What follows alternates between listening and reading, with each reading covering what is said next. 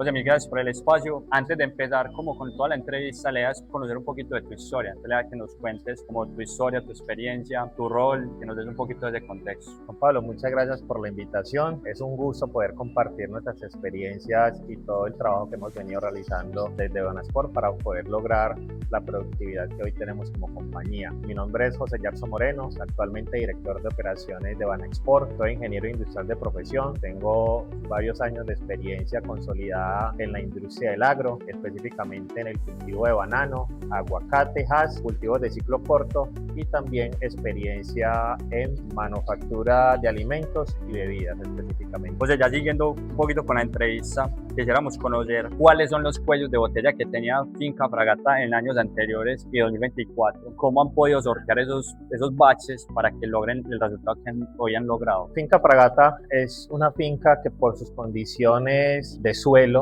es una finca 100% arcilla, requiere un manejo diferencial respecto a nuestras otras tres fincas. Fragata es una finca de 107 hectáreas netas, 148 hectáreas brutas, y parte del trabajo que hicimos en el 2024 fue precisamente preparar el cultivo para el 2025 con un manejo agronómico, con un manejo integrado del cultivo que nos permitiera poder escalar la productividad y así poder tener el resultado que tuvimos para el 2025. José, en ese sentido, ¿qué resaltarías como los cambios más grandes que hicieron en términos de labores? Aún no entremos en detalle, pero sí me gustaría que nos contaras un poquito qué fue lo más representativo dentro de todo ese ajuste y procesos de preparación de la finca. Bueno, ahí fueron varios temas importantes. El primero es que tenemos tres variables que fueron decisivas para poder lograr el resultado que tuvimos en el 2025. Uno es el embolse, dos, peso de racimo, y tercer variable extremadamente fundamental y es la merma. Estos tres indicadores fueron gran palanca para poder lograr el resultado y parte también de lo que hicimos en el 2024, preparándonos para 2025, fue labores de fertilización. En el 2024 tuvimos 8 ciclos de fertilización edáfica, tuvimos 4 ciclos de fertilización foliar, donde aplicamos bioestimulantes. Esto comparado con el 2025, donde pasamos de 8 a 11 ciclos de fertilización. Pasamos de 4 ciclos de fertilización foliar a 10 ciclos de fertilización foliar en un trabajo muy integrado con Univan, y esto nos permitió poder también tener una mejor condición agronómica para el cultivo y todo un manejo fitosanitario diferencial. Perfecto, José. José, algo más desde los datos. ¿Ha cambiado algo en la forma en que analizaban ciertos indicadores o el análisis es el mismo y ahora lo que están haciendo es ejecución? ¿Qué es lo que ha cambiado en ese sentido ya un poquito desde los datos? Bueno, uno de los puntos que ha sido muy importantes para poder consolidar, digamos que nuestros resultados, ha sido la disciplina de la ejecución. Si bien los datos siempre han estado a disposición de la compañía, yo creo que hemos hecho un esfuerzo muy grande por poder analizar los datos y poder tomar decisiones a partir de la información que nos genera Sioma día a día. Eso ha sido un factor fundamental. Listo, José, entrando un poquito más a profundidad, ahorita nos mencionaban tres variables de la ecuación. En ese sentido, dentro de lo que analizaron en 2024, 2025, ¿cuál fue el indicador que más les movió la ecuación? ¿Fue peso, fue racimos o fue merma? De esas tres variables que mencionas, en el 2024 respecto al 2025, en el embolse no tuvimos una variación significativa, es decir, tuvimos aproximadamente 400.000 racimos promedio un año respecto al otro. Donde tuvimos una gran variación fue en el peso de racimo. En el 2024 teníamos un peso de racimo promedio de 14.9 kilos y en el 2025 pasamos a 18 kilos aproximadamente. Es decir, que tuvimos un incremento en el peso de racimo de 3.5 kilos, que eso representa aproximadamente el 23% de crecimiento, que nos permite poner 3.5 kilos por racimo que se van a ver representado en cerca de las 100.000 cajas que tuvimos por encima respecto al 2024. Otra de las variables fue la merma. Este indicador es clave para la compañía, hace parte del caballito de batalla diario y en el 2024 teníamos una merma del 17%, ¿sí? Teníamos una merma de 2 dígitos y logramos en el 2025 tener una merma de un solo dígito poniéndola en el 8%, es decir que tuvimos aproximadamente un 8% de puntos porcentuales por debajo respecto a la merma, es decir, tuvimos la misma cantidad de racimos, pero tuvimos 3.5 kilos por encima y una merma en el 50% por debajo. eso nos posibilitó poder también obtener un resultado. Y uno de los puntos importantes es que esta merma hace parte de la gestión diaria y ahí es donde de pronto quiero profundizarte más adelante parte del trabajo que hicimos para poder estabilizarla. José, entrando ya más a profundidad, ahorita os mencionabas que uno de los indicadores más grandes que le movió la productividad fue el peso neto de racimo y en segundo lugar la merma. Entrando un poquito a profundidad en peso neto de racimo, ahí sí quisiéramos conocer a detalle cómo qué hicieron o qué evaluaron o qué encontraron que les movió tanto ese indicador. Juan Pablo, mira que nosotros identificamos que el peso de racimo no corresponde al potencial de la finca, entonces lo que hicimos fue hacer una mejora sobre el método de aplicación del fertilizante, pasando de aplicar una sola vez al mes 100 gramos a aplicar de manera fraccionada cada 15 días 50 gramos. Eso que permite que la planta pueda asimilar y pueda tener, digamos que el alimento de manera mucho más periódica, ¿cierto? Eso fue uno de los puntos importantes. Dos, como te lo mencioné ahora, pasamos en el 2024 de 8 ciclos de fertilización edáfica a 11 ciclos de fertilización edáfica, es decir, que logramos poner más de 300 gramos por planta, lo que nos permite poder tener la planta en mejores condiciones para poder generar un racimo con mayor potencial. Otro punto importante que nos mejoró la condición de peso de racimo, creo que fue poder aplicar las enmiendas para balancear el suelo. Eso nos permite que pueda haber una mejor fotoasimilación de los nutrientes en el cultivo. Y sumado a eso también la labor de Hércules y de subsolado que permite también, digamos que tener una mejor condición, sumado a la condición integral de manejo de aguas. Creo que eso también fue determinante. Eso, perfecto, José. Entendiendo que, y justamente era una de las preguntas, el componente de nutrición, que ya nos mostraron que hacer buenas aplicaciones, fraccionarlas, hacer también aplicaciones de enmiendas y a nivel de suelo. Quisiéramos también entender a nivel de racimo, en la conformación y arquitectura, qué prácticas hicieron. Es decir, en la parte de desmanes y conformación en racimo, ¿cuál fue su diseño? Ok, para la arquitectura del racimo, lo que hicimos fue definir el piso y el techo, ¿sí? El número de manos con el que de acuerdo a las condiciones de la finca y de acuerdo a las zonas críticas, definíamos cuál iba a ser el número de manos determinado para cada zona, entendiendo también que históricamente la finca Fragata ha sido una finca que nos demanda un manejo fitosanitario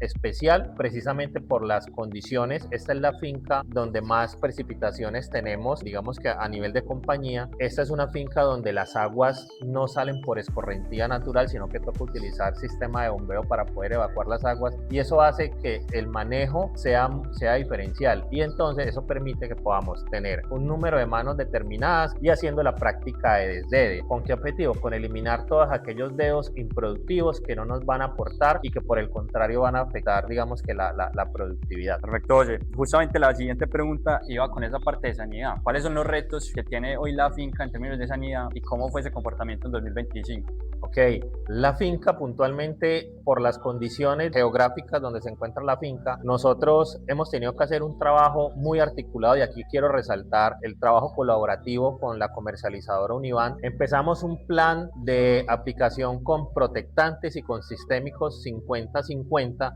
lo que nos permite también poder tener un control sobre la presión de la enfermedad, ¿sí? Otro tema muy importante ha sido el trabajo que hemos venido haciendo con nuestros operarios de hacer un control muy agresivo, pero también muy consciente de que tenemos que cuidar las hojas, ¿sí? Y allí hemos entrenado a nuestra gente, las hemos capacitado, las hemos reentrenado con el objetivo de que podamos hacer una labor fitosanitaria terrestre idónea, cuidando las hojas para precisamente poder cosechar y tener la mejor recuperación del racimo. Perfecto, José. Sabemos que básicamente todo en el agro está expuesto a las condiciones climáticas. Entonces, ustedes desde sus números o desde su percepción y experiencia, ¿qué encontraron que de pronto a nivel de condición climática influyó también en ese resultado en 2025? Bueno, 2025 muchos consideran que es un año atípico porque fue un año en el que no tuvimos condiciones de verano, ¿sí? Se presentaron lluvias, digamos que muy movidas, estacionales a lo largo del año, lo cual permitió que se pudieran generar las condiciones favorables para que agronómicamente el cultivo pudiera dar la mejor respuesta, ¿sí? Pero creo que no bastó con eso, porque si bien las condiciones climáticas no las podemos controlar, lo que sí podemos controlar es la gestión que hacemos en la finca. Entonces creo que desde allí se hizo un trabajo desde la disciplina de la ejecución, de tener mucho control en la ejecución del costo y sobre todo en la calidad de la ejecución de la labor para poder garantizar que esa condición favorable que se nos presentó a nivel climático pudiera corresponder con la productividad que tuvimos en el año 2025. ¿Qué indicadores, qué herramientas les ayudaron también como a diagnosticar el proceso, a medirlo y llevar la información? Claro, mira, una de las prácticas que tenemos a nivel de compañía es hacer un análisis del día inmediatamente anterior, ¿sí? Sioma nos entrega una información o un resumen diario de los resultados del proceso. Entonces, parte de lo que tenemos que hacer todos los días es revisar cuál fue el cumplimiento o el resultado y a partir del resultado generar un plan de acción. Entonces, en función de la merma, lo que hicimos fue, a través del análisis de desperdicio, incrementar el número de muestras. Anteriormente hacíamos un solo análisis de desperdicio en el día, pero no nos mostraba una realidad del proceso, ¿sí? Entonces, ¿qué hicimos? Ampliamos el rango de muestra y hacemos 4 análisis de desperdicio a lo largo del día de embarque, es decir, 2 en la mañana, 2 en la tarde, y en la medida en la que hacemos el análisis de desperdicio, identificamos por qué se nos está perdiendo la fruta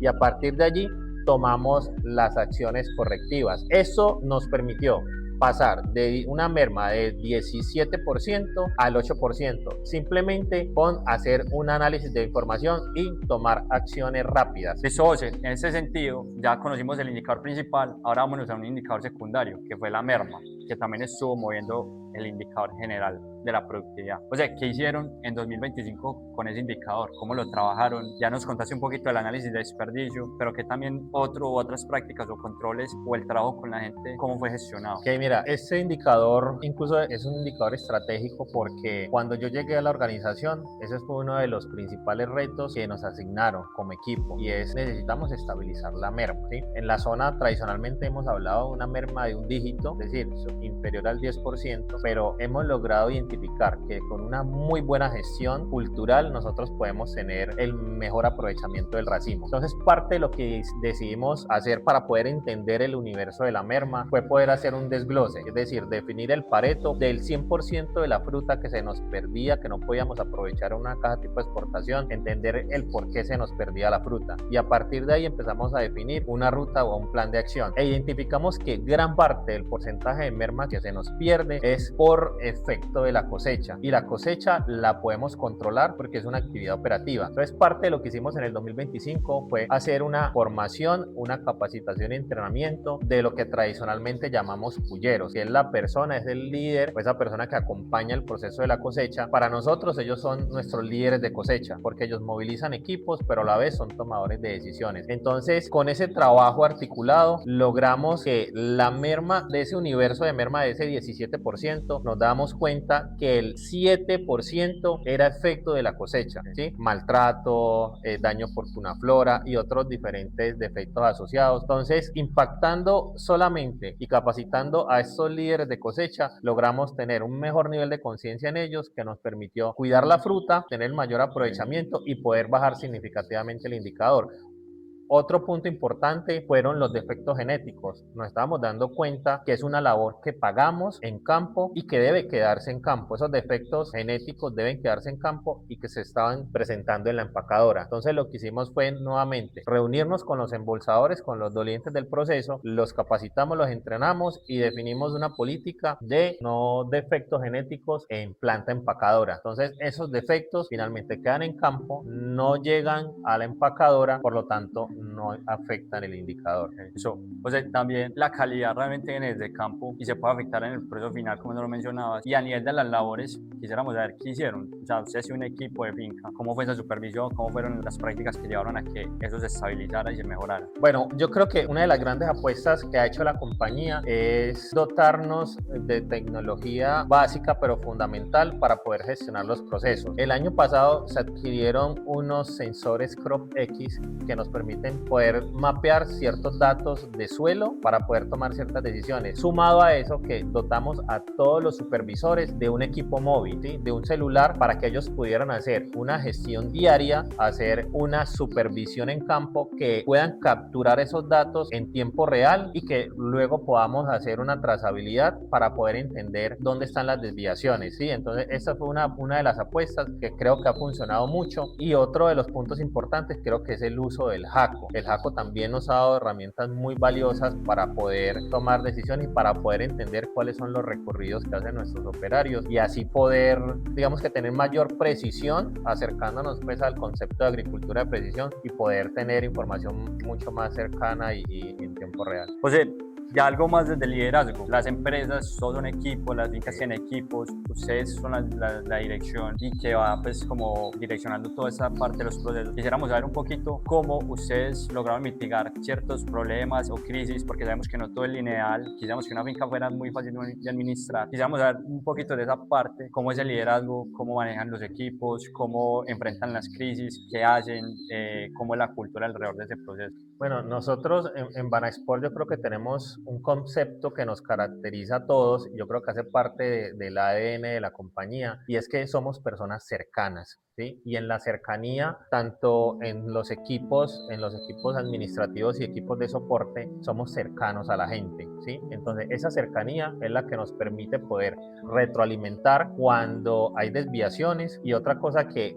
creo que tenemos en particular este equipo es que es un equipo diverso, pero es un equipo supremamente empoderado y un equipo muy autónomo, ¿sí? Entonces yo creo que en la autonomía del equipo todos sabemos cuál es el objetivo, cuál es el norte, ese propósito superior al que queremos llegar y todos trabajamos en función de eso. Entonces eso nos identifica como equipo y eso se ve reflejado precisamente a nivel operativo. Creo que de las palabras que tengo que resaltar es la cercanía. Entonces cuando somos cercanos a la gente, eso hace que ellos incluso también puedan recibir una retroalimentación de la mejor forma y eso hace que podamos reaccionar. Entonces creo que eso nos ha permitido y creo que en las crisis que hemos tenido como organización respecto a las dos inundaciones que hemos tenido hacen que hoy no le temamos a los problemas y que las crisis podamos afrontarlas no desde la crisis como tal, sino desde la oportunidad de poder lograr algo distinto. Genial. Eso, no sé, 3, 5 prácticas para resumirlas, ya que nos las has mencionado, de cómo hicieron X labor, X práctica, de pronto bien que nos den recomendaciones de cómo medirla, qué indicadores hay que llevar para que nuestra comunidad pues, y todos los que nos estén viendo esa entrevista puedan aprender y replicar un poco esa metodología. Bueno, yo creo que voy a resaltar tres importantes. Yo creo que es la aprovechamiento de los datos. Hoy tenemos un aliado estratégico y es Sioma. Sioma nos entrega información lista, lo que nos permite poder simplemente interpretarla y poder tomar decisión. Dos, creo que la capacitación y el acompañamiento a nuestra gente en campo va a seguir siendo vital para poder no solo identificar las desviaciones cuando se presentan, sino para poder seguir acompañando a la gente para que logre hacer su tarea mejor y cada vez sea mucho más experto. Y otro tema que creo que es importante es la disciplina de la ejecución, ¿sí? Creo que hay una oportunidad muy importante entre planear muy bien y poder ejecutar. Entonces creo que si planeamos muy bien y hacemos seguimiento y garantizamos que la ejecución se dé, creo que eso nos va a permitir poder tener unos muy buenos resultados. Perfecto. ¿Qué recomendarías replicar en una finca y qué no volverías a hacer para evitar errores de lo que ya has aprendido? Bueno, creo que replicaría la disciplina de la ejecución. Yo hablo mucho de la disciplina de la ejecución porque eso es lo que nos permite poder cada vez ir afinando y cada vez ser excelentes en lo que hacemos. Y dos, creo que el sentido de urgencia. Creo que lo que nosotros no hacemos en el momento oportuno, el cultivo lo cobra. Entonces, ese sentido de urgencia sobre lo que encontremos, sobre lo que no está bien, creo que tenemos que accionar de manera inmediata, porque si no lo hacemos, finalmente lo que te menciono, el cultivo lo cobra y finalmente termina siendo una afectación a la productividad. Perfecto. ¿Y qué no harías?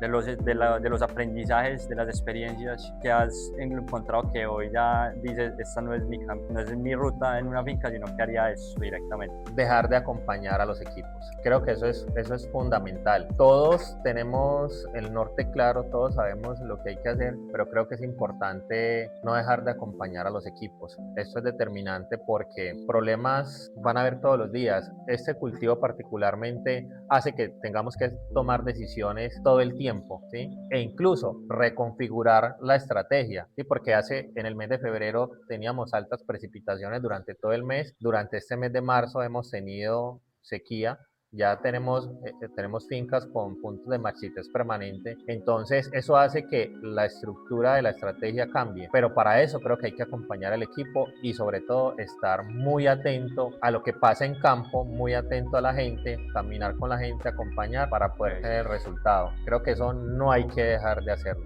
Oye, realmente era eso. Mil gracias por el espacio. Realmente fue muy valioso que nos puedas contar esta experiencia de primera mano, de las personas que han podido gestionar y generar cambios tan grandes en productividad. Para nosotros desde Xioma es muy valioso poder estar acá y también queremos seguir con este tipo de espacios para dar mucho valor a la comunidad y conocer estas experiencias de primera mano. Mil gracias a todos por haber estado en este espacio. Nos vemos en la siguiente entrevista. Muchas gracias, Juan Pablo.